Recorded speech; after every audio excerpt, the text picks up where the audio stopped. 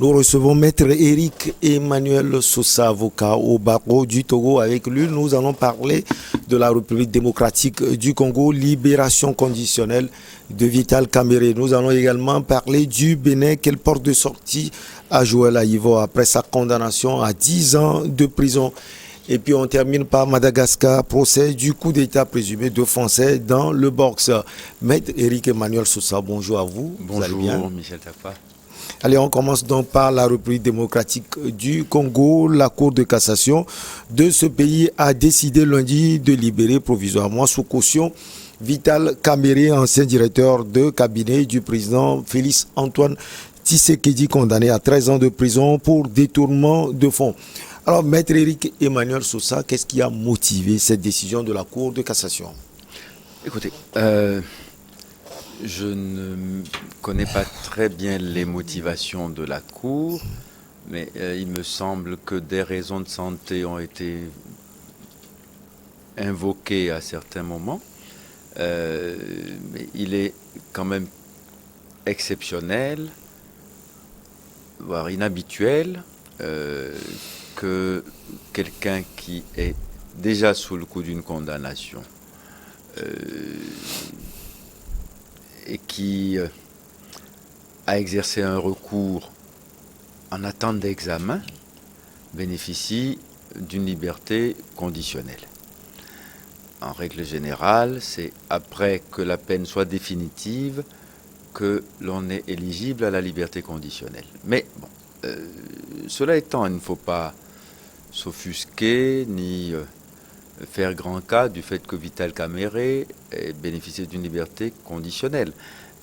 La liberté conditionnelle veut dire que il y a un certain nombre de conditions qui accompagnent cette mise en liberté et que si ces conditions venaient à ne plus être réunies, on retournerait au système de l'incarcération classique.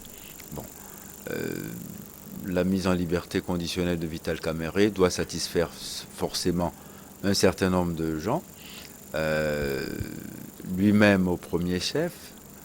On l'espère pour lui qu'il en fera bon usage et qu'il ne commettra aucun acte qui va amener à la déchéance de cette condition de mise en liberté. Alors, on parle de détournement de fonds, Maître Éric Emmanuel Sosa. Oui, Vital Kamerhe, on le connaît. Hein. Il est un allié du président actuel, Félix Antoine Tshisekedi. Les gens disent qu'il a porté même au pouvoir. Alors, qu'est-ce qui peut se cacher derrière cette condamnation? Derrière la condamnation de Vital Kamerhe? Ouais. Non, attendez. Là, je crois que on a déjà fait ce débat en long, en large et en travers.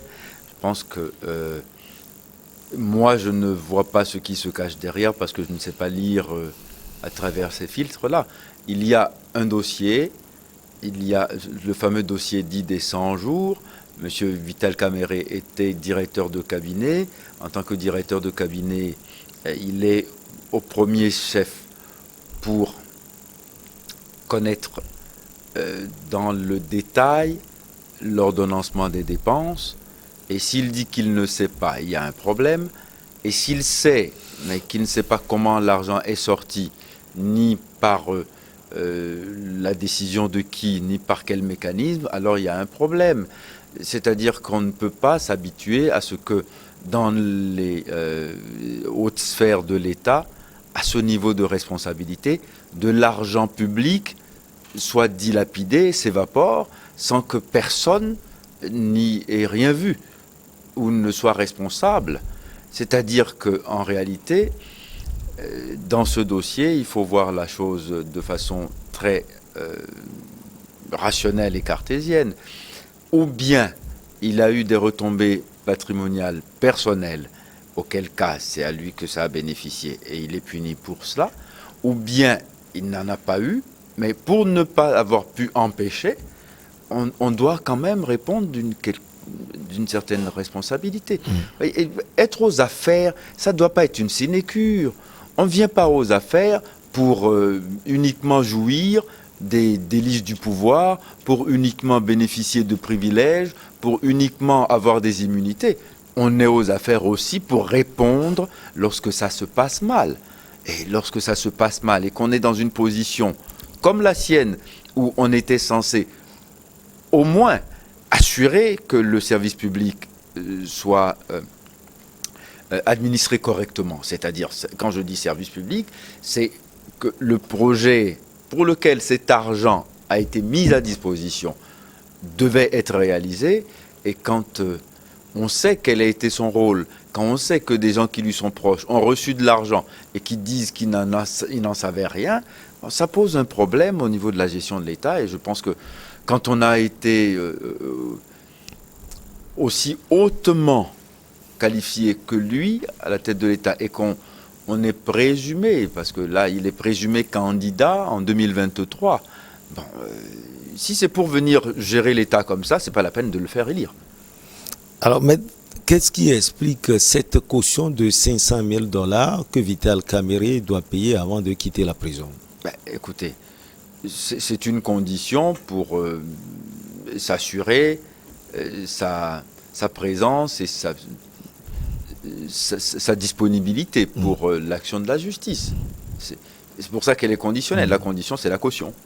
Bon, et je trouve que elle n'est pas si chère, hein, compte tenu des sommes qui ont été détournées. C'est pas un demi-million pour 50 millions de dollars détournés. Je trouve que c'est quand même assez léger. Alors, on parle de 13 ans de prison. Après la caution, comment ça va se passer, maître? Il peut être libéré totalement. Écoutez, ou bien il revient à la case de départ. C'est pour ça que je dis que dans cette affaire-là, il faut y aller avec précaution. Je ne connais pas les conditions dans lesquelles sa mise en liberté conditionnelle a été ordonnée. Bon, je ne me souviens pas qu'il y a eu pourvoi en cassation contre la décision en appel qui a réduit sa peine. En première instance, c'était 20 ans. En appel, elle a été réduite à 13 ans.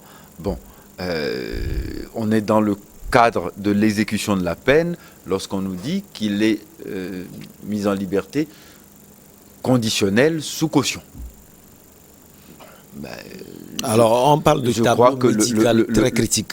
Oui, mais c'est pour ça que je dis qu'il y a des motifs médicaux qui ont été déterminants dans la décision de sa mise en liberté.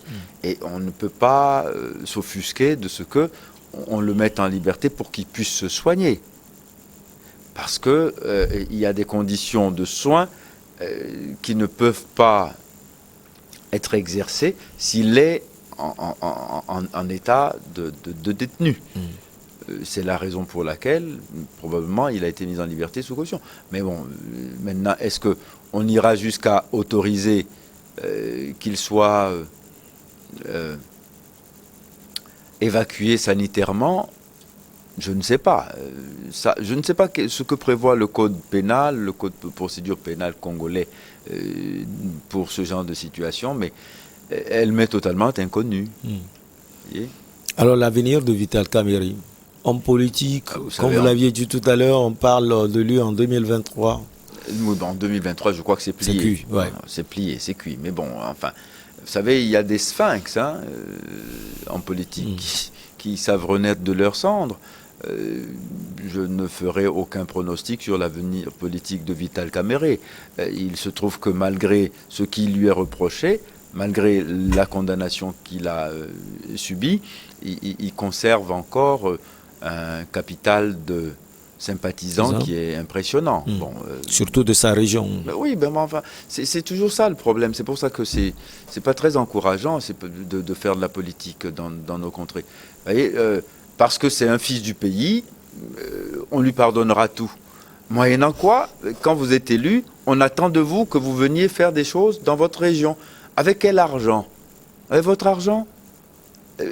Voilà. Et après, c'est pour dire, non mais lui, il a mangé seul, donc il est mauvais. Et quand il est venu manger avec nous, alors il est bon. Donc en fin de compte, tout ça encourage la prédation. Cette mentalité encourage la prédation. On ne peut pas être l'élu d'une région. Enfin si, bon, si on est député d'une région, on n'en reste pas moins député de la République. Et on ne soutiendra pas un projet de loi parce que ça concerne davantage les agriculteurs ou les pêcheurs de ma région. Mais parce que cette loi, elle est importante et du fait de l'intérêt public qu'il doit protéger, cette loi, je la vote parce que j'y crois en tant que agent de la marche publique.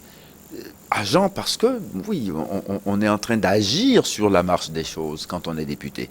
On n'est pas en train de protéger uniquement une région, son village ou son canton. Et on est toujours dans ce schéma-là. Et c'est pour ça que la chose est parfois répugnante. Allez, on quitte Kinshasa pour Cotonou. 10 ans de prison, c'est la peine prononcée ce mardi 7 décembre à l'encontre de l'opposant béninois Joël Aïvo, professeur de droit dont la candidature à la présidentielle d'avril 2021 avait été rejetée. Qu'est-ce qu'on reproche à l'opposant béninois Joël Aïvo, maître Éric Emmanuel Sousa? Voilà un dossier très intéressant. Bon, on lui reproche d'avoir porté atteinte à la sûreté de l'État. On lui reproche un blanchiment d'argent d'une provenance délictuelle ou douteuse, en l'occurrence des délits fiscaux. Bon. Le dossier, il faut le dire, est assez compliqué parce que Joël Aïvo était candidat aux élections présidentielles et sa candidature n'a pas été retenue. Et avec certains hommes politiques béninois, ils se sont avisés de faire des déclarations intempestives en soutenant que les élections n'auront pas lieu parce qu'ils iraient les troubler. C'est comme ça que les choses se sont présentées publiquement. Et puis, patatras, on arrête des gens à partir du 10 avril 2021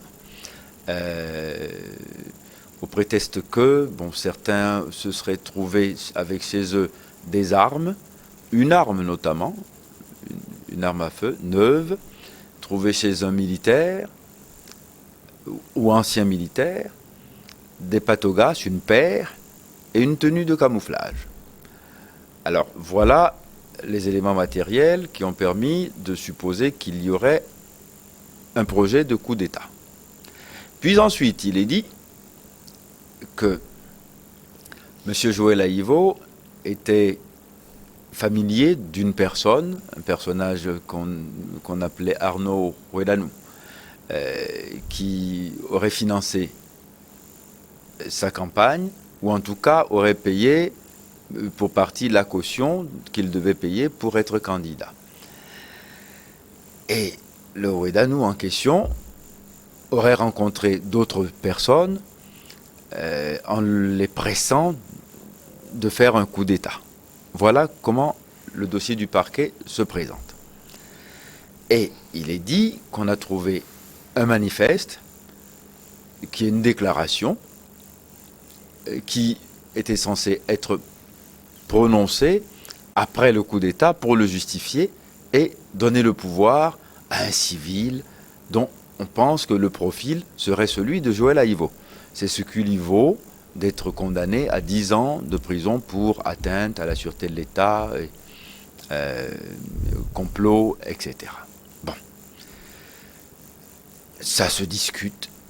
Forcément, ça se discute parce que je ne pense pas que le dossier contienne suffisamment d'éléments pour qualifier une participation à une entreprise visant à déstabiliser la République béninoise. Et ça, c'est de loin ma perception et je ne suis pas tout à fait convaincu par les arguments utilisés par le parquet spécial de la Criette parce que il y a dans le dossier énormément de failles qui me font penser que l'accusation n'est pas correctement soutenue. Maintenant, c'est difficile de commenter une décision de justice, notamment lorsque des recours sont possibles et que M. Aïvo a le droit de les exercer. C'est difficile de commenter outre mesure lorsque je sais que Joël Aïvo est assisté par des confrères éminents, parmi lesquels se trouvent les meilleurs du barreau béninois. Bon, ça n'a pas suffi. C'est la raison pour laquelle je suis un peu dubitatif par rapport à l'accusation et par rapport aux éléments qui ont conduit à sa condamnation aussi sévèrement. Voilà. Vous avez parlé des éléments, mais il y a tellement de Béninois qui doutent sur l'institution même qui l'a condamné, la CRIET. D'ailleurs, pour ces Béninois, cette condamnation est une stupéfaction. C'est également une sidération. Non. Vous savez, il faut qu'on se méfie à chaque fois qu'on fait le procès en féodalité à des institutions judiciaires, par ailleurs éminemment respectables. Je ne rentrerai pas dans cette facilité qui consistera à dire que la justice béninoise, la criette, est aux ordres, etc., etc. Parce que par ailleurs, il faut aussi le reconnaître, Joël Aïvo sur l'échiquier politique béninois, il ne pèse pas si lourd que ça pour qu'on veuille absolument le neutraliser lui. C'est pour cela que je dis que, en fait, il faut pas mélanger les choses. J'ai pour lui toute la sympathie que peut inspirer un intellectuel de sa classe. Et bon, il se trouve que nous sommes partis d'un même corps. Et bon, il est d'abord un intellectuel que je respecte. Et je ne suis pas convaincu qu'il ait commis ce pourquoi il est condamné. Je ne suis pas si convaincu que ça. C'est-à-dire qu'en fait, l'accusation et les liens qu'on a faits avec l'infraction, entre lui et l'infraction, sont un peu tirés par les cheveux. Je ne suis pas convaincu par ça, et on a le droit de le dire, voyez-vous. Mais de là à aller dire que la justice est aux ordres, ça voudra dire qu'il est tellement gênant qu'il faut utiliser cette massue pour le neutraliser. C'est peut-être parce que vous êtes juriste et aussi, maître Éric Emmanuel Sosa. Oui, juriste, donc prudent. Prudent dans ce genre d'accusation, parce que, vous savez, demain, on viendra dire, toutes les fois que moi j'irai à un procès et que mon client sera condamné, il faudra que je dise que la justice qui l'a condamné est aux ordres.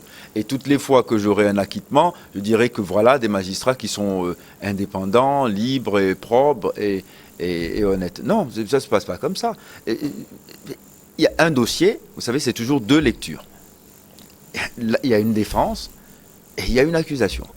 Donc il arrive à un moment donné que la balance pense d'un côté ou de l'autre. Dans ce dossier, par ailleurs, il y a eu un acquittement. Alors, l'acquittement aussi était téléguidé depuis le palais de la Marina? Non, faut arrêter ça. C'est-à-dire qu'à chaque fois, c'est nous-mêmes qui, à force de jouer à ce jeu, décrédibilisons nos institutions et leur faisons jouer un rôle qui finalement est à contre-emploi. Ce procès arrive, maître Éric Emmanuel Sosa, à un moment où on a l'impression que le pouvoir de Cotonou est en train de, si on peut le dire, d'embastiller l'opposition. Il y a Ricky Amadougou, son procès d'ailleurs va commencer vendredi prochain. Il y a Sébastien Ajavon qui n'est pas au pays. Quand ça se passe comme ça, on peut se poser des questions, maître Éric. C'est toujours... Bon, alors, à ce moment-là, on peut toujours se poser des questions, mais ce sont de mauvaises questions. C'est pas parce qu'on se pose de mauvaises questions que c'est légitime. Non, attendez. Rappelez-vous quand même, Patrick Stallon lui-même a été aussi victime de persécutions politico-judiciaires. D'accord? Alors, faut-il penser qu'il n'en a tiré aucune leçon et que venu aux affaires, il se transforme immédiatement en bourreau de ceux qui se trouvent en face de lui? Ils n'ont rien dit de mal. Ce qui leur est reproché, c'est d'avoir voulu organiser par des procédés illégaux l'empêchement des élections. C'est ça ce qui leur est reproché. Mais je dis, s'agissant de Joël Aïvo, entre les faits allégués et la responsabilité pénale qu'il doit supporter, il y a, à mon avis, un fil qui n'est pas solidement attaché. Et c'est la raison pour laquelle je suis dans une forme de réserve, parce que je ne suis pas satisfait par les éléments qui ont été produits par l'accusation. Allez, on quitte Cotonou pour Antananarivo. Le procès de 20 personnes, dont 2 Français accusés d'avoir planifié de renverser, d'assassiner le président malgache André Rajoelina, s'est ouvert hier dans un climat tendu à Antananarivo, la capitale de ce pays. Alors, maître, on va rappeler les faits. On est encore dedans, n'est-ce pas? On est dedans. C'est-à-dire qu'à chaque fois, procès politique, etc., tentative de coup d'État, sauf qu'ici, il y a une mosaïque.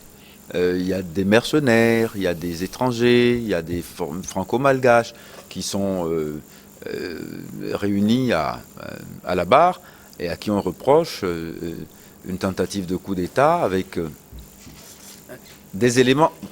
Le procès est en cours. Donc il est très difficile de le commenter parce qu'il peut connaître des rebondissements qui parfois sont totalement renversants. Donc il faut quand même se dire une chose, que Madagascar, tout comme beaucoup de nos pays, a connu déjà aussi des troubles politiques, des coups d'État aussi, parce que le président Rajoelina n'est pas venu au pouvoir la première fois, non plus de façon tout à fait pacifique. Il en est de même de Marc Ravalonan. C'est toujours le problème, c'est que Madagascar a toujours vécu sous les soubresauts de la rue, avec des agitateurs politiques plus ou moins talentueux, qui arrivent à soulever ou la rue ou l'armée pour, à chaque fois, prendre le pouvoir de façon illégitime et violente. Là, ici, il s'agirait d'un coup d'État déjoué. Le problème, c'est que à chaque fois, quand on fait le procès d'un coup d'État, c'est toujours de briques et de broc, on rassemble des éléments et on les rattache entre eux pour dire qu'on tient là le commando qui veut faire le complot, et on y rattache des hommes politiques pour donner de la contenance et de la crédibilité au mobile du coup d'État. C'est toujours ça le problème. Donc, quand on a dit cela, on n'a pas tout dit. Le problème des coups d'État, c'est qu'il n'est de bons coups d'État que des coups d'État réussis. Quand vous avez réussi votre coup d'État, il n'y a pas de procès qui en découle, parce que vous avez réussi. Il y en a même qui, après, s'achètent des immunités. Pensez à Sanogo. Vous voyez, vous faites le coup, après vous trucidez des camarades, mais après vous achetez des immunités et on vous amnistie, on vote une loi spéciale pour amnistier pour les faits qui ont été commis. Ouais. C'est la raison pour laquelle ça deviendra de plus en plus difficile d'accepter l'irruption de l'armée sur la scène politique. Ça deviendra toujours difficile. Mais il faut aussi avoir à l'esprit qu'à chaque fois qu'il y a cette irruption, c'est qu'il y a en amont des comportements eux-mêmes illégitimes, critiquables, anticonstitutionnels. Alors, quand on entend des militaires dire « l'armée a pris ses responsabilités », à chaque fois, c'est une formule choquante, mais on est obligé de la subir. Parce que d'autres n'ont pas pris leurs responsabilités ou ont fait les choses de telle façon que l'armée s'est sentie obligée de prendre ses responsabilités. Vous voyez ce que je veux dire? C'est-à-dire que quand vous créez des situations limites de la légalité, quand vous créez des situations qui créent une congestion totale de la pensée politique et de la circulation des idées, après, des militaires viennent dire le pays est complètement pris en tenaille par une clique, un clan, et ça respire mal. L'argent ne circule plus, comme pour citer le cas des Béninois. Et donc, du coup, on va donner une meilleure circulation à l'argent et aux idées, et donc on va faire un coup d'État. C'est choquant de voir qu'en Afrique, aujourd'hui, au XXIe siècle, déjà bien avancé, on en soit encore à parler de procès, de coup d'État. Mais bon, c'est une réalité qui, malheureusement, a la vie dure. Et elle a la vie dure parce que, très souvent, il y a des hommes politiques qui ont la tentation de la chose. Et parfois, ils le font faire par des militaires et deviennent receleurs du coup d'État. Vous voyez ? Donc ça aussi, c'est des choses sur lesquelles il faut qu'on travaille pour que définitivement, ces pratiques-là soient bannies, proscrites à jamais et qu'on ait une hygiène de la vie politique qui ne permette plus de craindre même le coup d'État. Vous voyez, c'est ça le drame. On en est toujours à craindre le coup d'État, c'est-à-dire qu'on est toujours en train de gouverner sur fond de psychose, de cette psychose-là, de perte du pouvoir par la violence. Il faut voir comment nos chefs d'État se déplacent.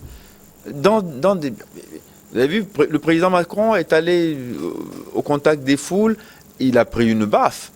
Mais la France n'en est pas sortie complètement bouleversée. Il y a eu un procès, celui qui a été reconnu responsable a été condamné à une peine d'emprisonnement qu'il a purgé quelques jours et puis il est ressorti.